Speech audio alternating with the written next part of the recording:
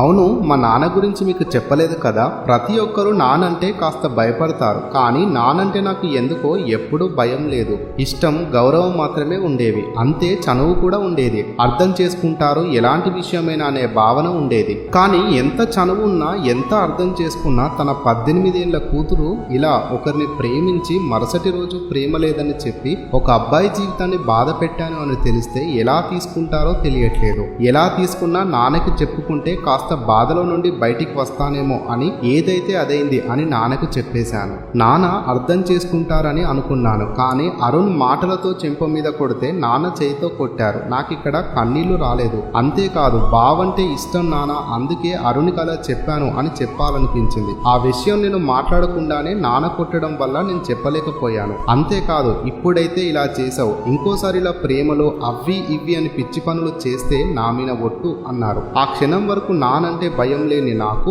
అప్పటి నుండి భయం వేసింది. కానీ ఆ రోజు రాత్రి నాన్న నా దగ్గరికి వచ్చి నా పక్కనే కూర్చొని నన్ను దగ్గరికి తీసుకున్నారు. నన్ను క్షమించు నాన్న, నువ్వంటే నాకు చాలా ఇష్టం, అందుకే ఎవరికి చెప్పుకోవాలో తెలియని ఆ విషయాన్ని నీతో మాత్రమే పంచుకోవాలనుకున్నాను అన్నాను. దానికి నాన్న, చూడు జ్యోతి, నాన్నకు కూడా నువ్వంటే చాలా ఇష్టం, కానీ తప్పుదారిలో వెళ్ళినప్పుడు మందలించకపోతే నాన్న స్థానం అవ్వదు. ఇంకా చెప్పాలంటే నేను కొట్టినందుకు నీకంటే నేనే ఎక్కువ బాధపడ్డాను. నా పెంపకం ఇలా ఉందా, నా కూతుర్ని నేను ఇలా పెంచానా అని. అందుకే ఆవేశంలో మాటలు అనేశాను. కానీ నీ మీద కోపంతో కాదమ్మా, ఇంకెప్పుడు ఇలాంటి పనులు చేయకు తల్లి. నువ్వు బాగా చదువుకోవాలి, నాన్న పేరు నిలబెట్టాలి, అందరికీ నా కూతురు గొప్ప స్థానంలో ఉంది అని ఈ నాన్న గర్వంగా చెప్పుకోవాలి. కానీ నువ్వు ఇలాంటి పనులు చేస్తే ఎలా అమ్మా, ఒక్కసారి నా స్థానంలో నువ్వుండి ఆలోచించు అన్నారు. నాకెందుకో నాన్నని చూసి బాధగా అనిపించింది. నిజమే కదా, నేను కనుక ఊర్లో పెద్ద మనిషినై ఉండి నాకే 18 ఏళ్ల కూతురుండి తను ఇలా చేసి అందరికీ తెలిస్తే నేను తట్టుకోగలనా అని ఆలోచించాను.